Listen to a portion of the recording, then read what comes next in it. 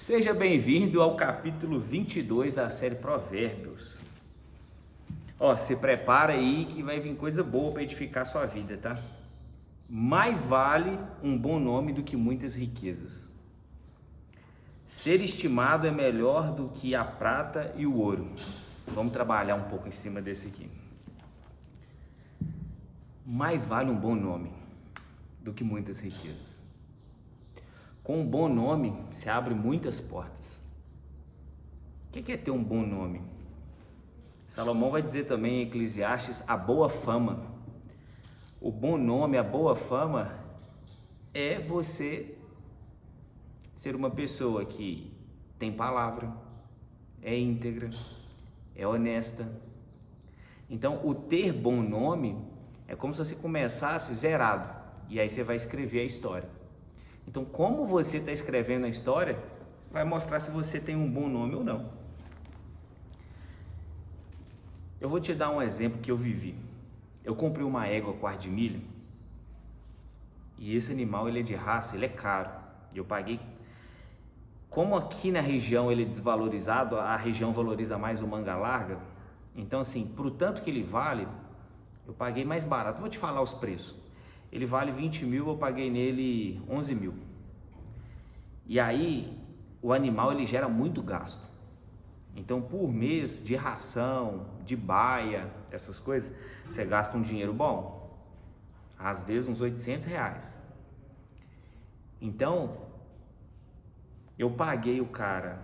No mundo do cavalo, você paga muito igual os de antigamente, sabe? O pessoal da roça fechou, apertou a mão e aí você paga ali, combinou 11 parcelas de 1.000.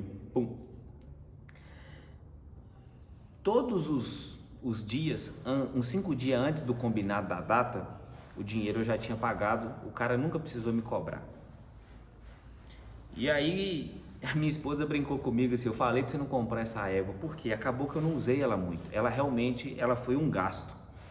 Ela seria um investimento se eu tivesse feito isso render.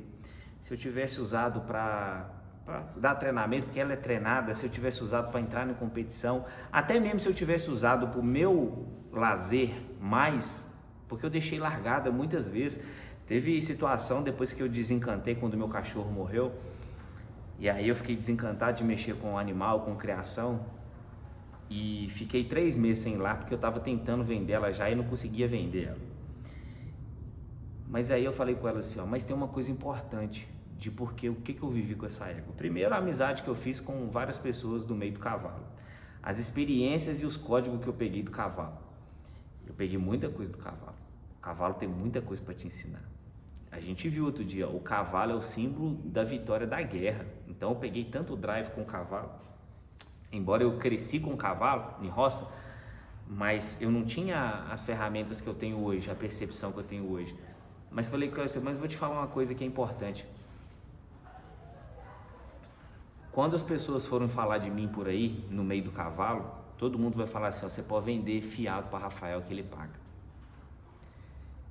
Eu usei isso, não por estratégia, mas é porque é uma realidade. O bom nome. Quando eu comecei a construir a estrutura aqui da empresa, eu não tinha o dinheiro para construir. E aí eu fui trabalhar. E a maioria das coisas eu comprei no depósito, na ferragem, tudo no nome.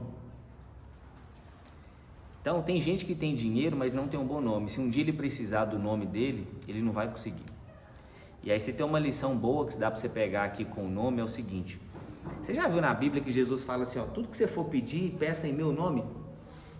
Imagina só, você não tem nome para você ir lá e comprar fiado, entendeu? Você comprar no crédito.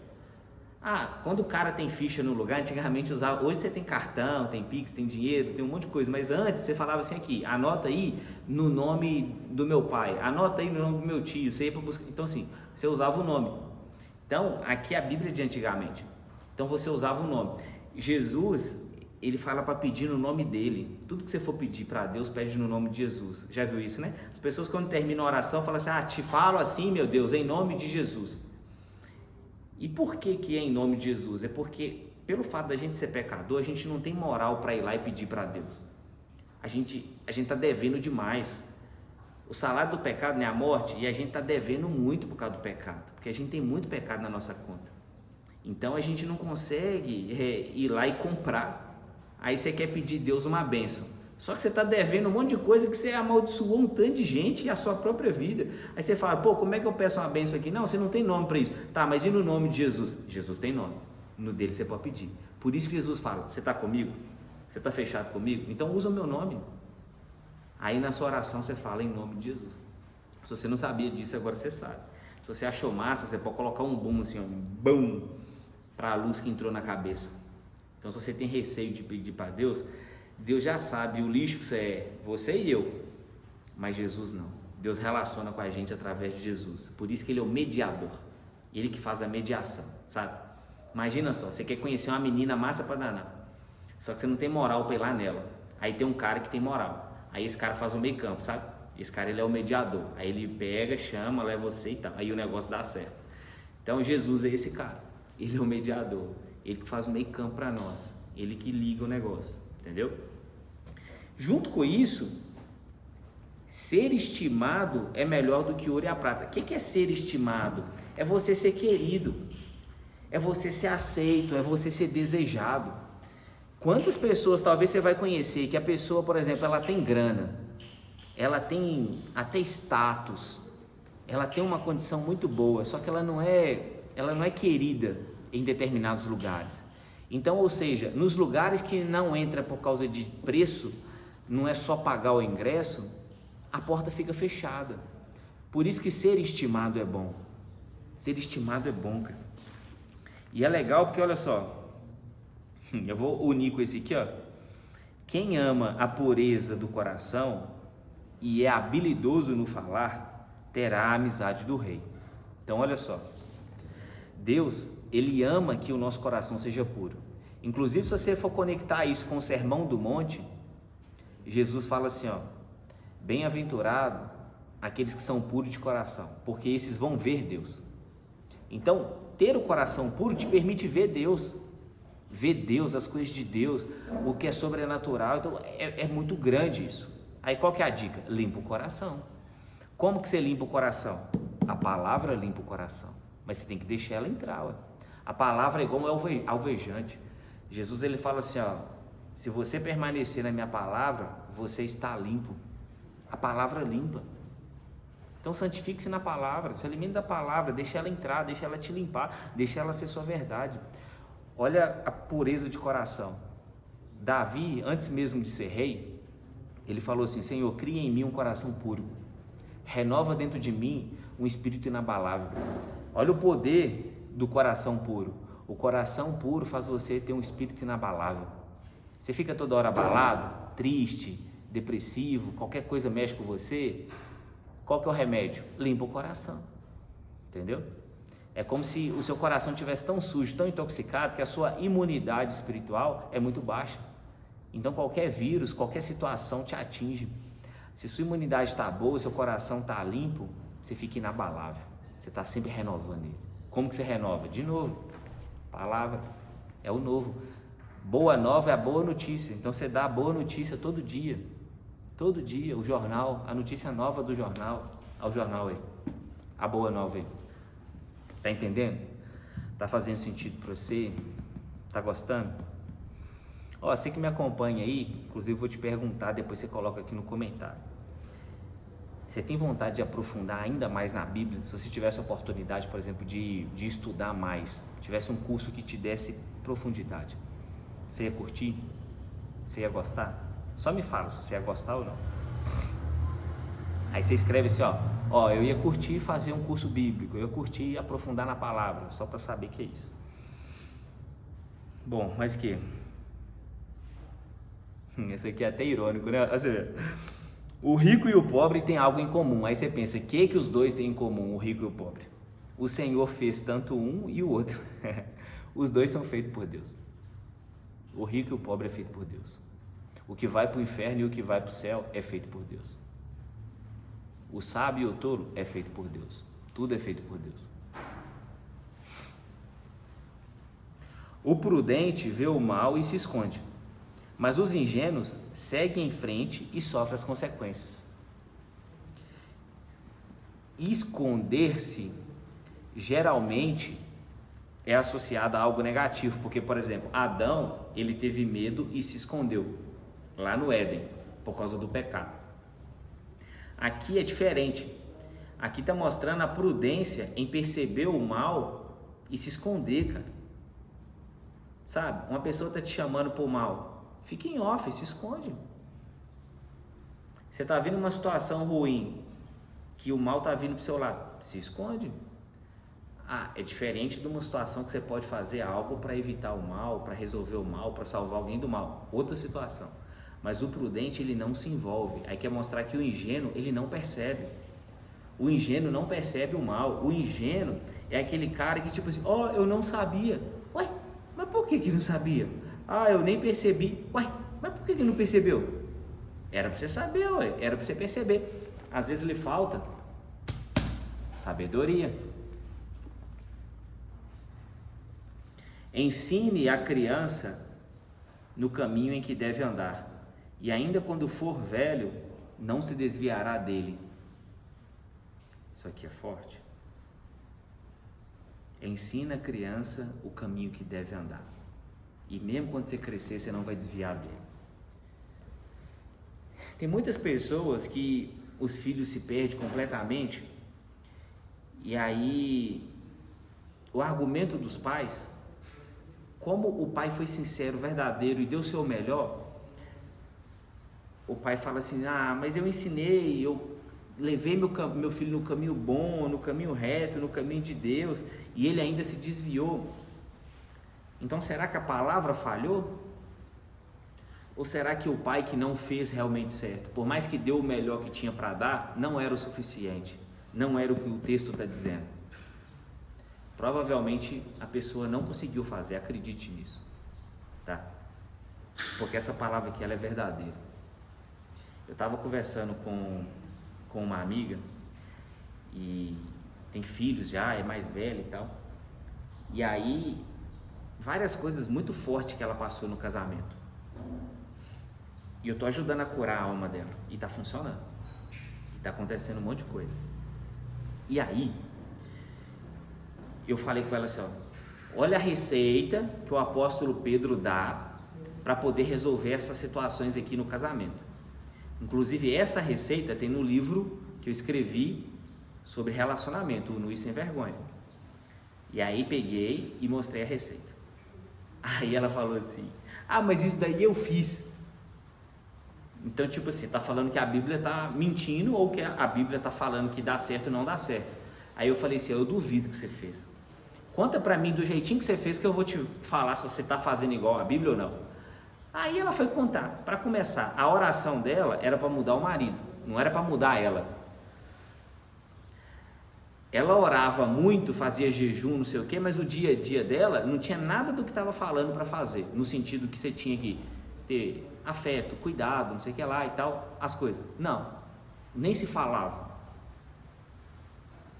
Aí eu falei, você não fez, na sua cabeça você achou que fez, e você fez o que te disseram para fazer e ainda assim não funciona.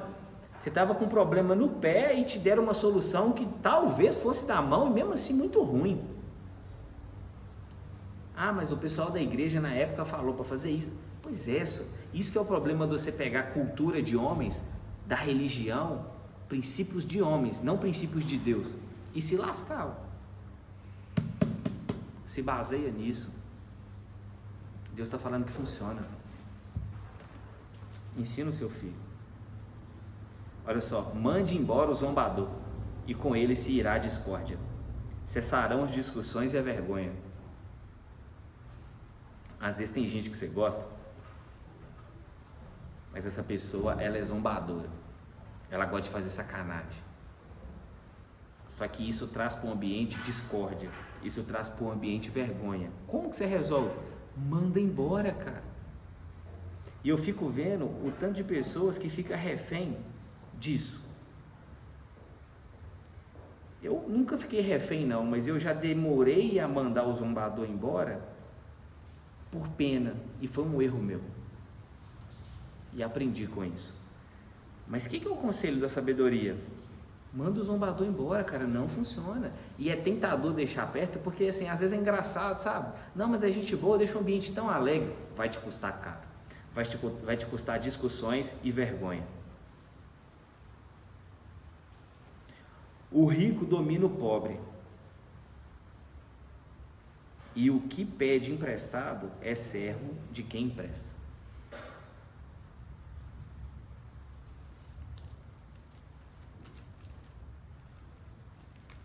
Olha que legal esse aqui. Eu acho que eu vou fechar por esse. Ah não, tem um outro aqui que vale a pena também. Ó.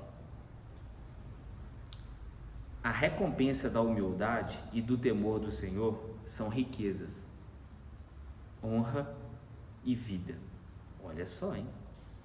A recompensa da humildade e do temor do Senhor são riquezas, honra e vida, de verdade. Da série inteira, se você pegar isso aqui para sua vida e instalar isso, valeu tudo. Você muda tudo. Você vai encontrar o amor, você vai encontrar o reino dos céus, porque passa pela humildade. O que é a humildade? A sua capacidade de se humilhar. Deixa os outros te humilhar. No sentido, você não precisa ficar lá, entendeu? Só que você não precisa revidar.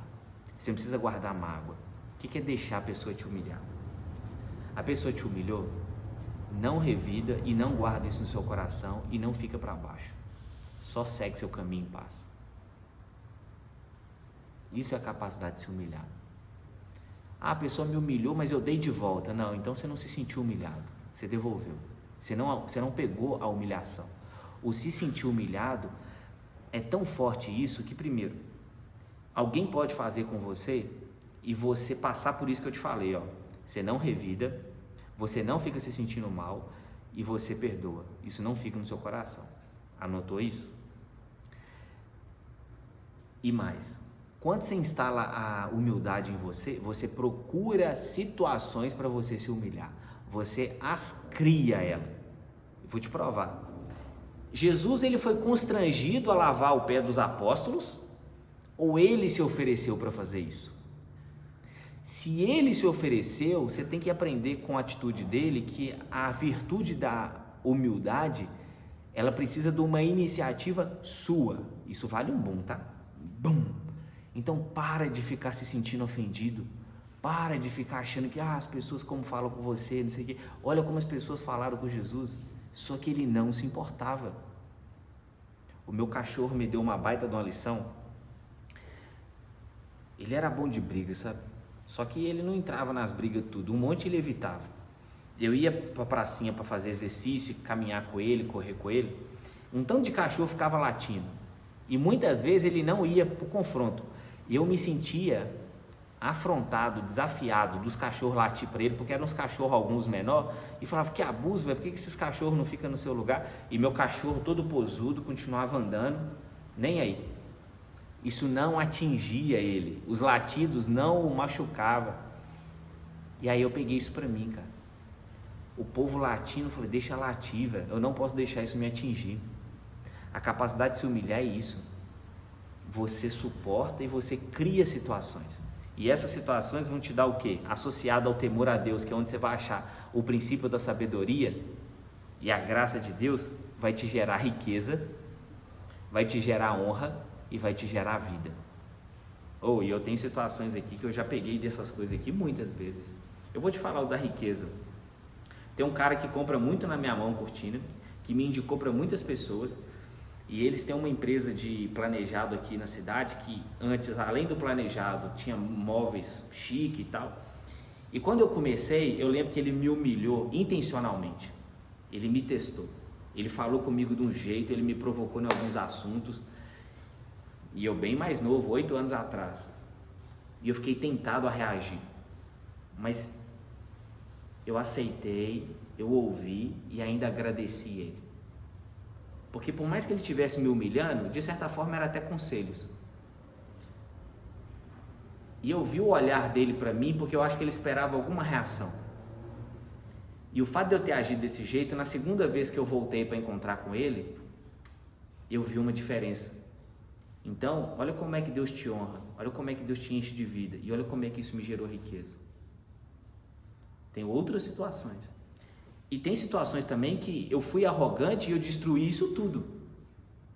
Então, a gente tem a prova na nossa vida de quando você faz um negócio, como é que funciona. Por isso que se você guardar o caminho, se você ensinar a criança o caminho, cara, é o fato e é para a sua vida. O último aqui, ó. A tolice está ligada ao coração da criança, mas a vara da disciplina a afastará dela. Olha só, a gente enche a bola da criança, não enche? Que a criança é pura, não sei o que e tal. Só que tem que tomar cuidado, porque a criança é tola. A criança, ela não tem experiência da vida, ela não tem o conhecimento. E ela é tola porque ela é soberba. A criança acha que sabe. Minha filha mesmo, ela pega, não papai, Cecília. Ela é tola.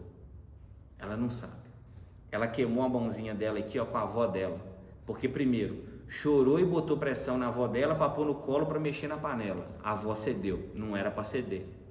Depois, a avó ainda deixou pegar a colher.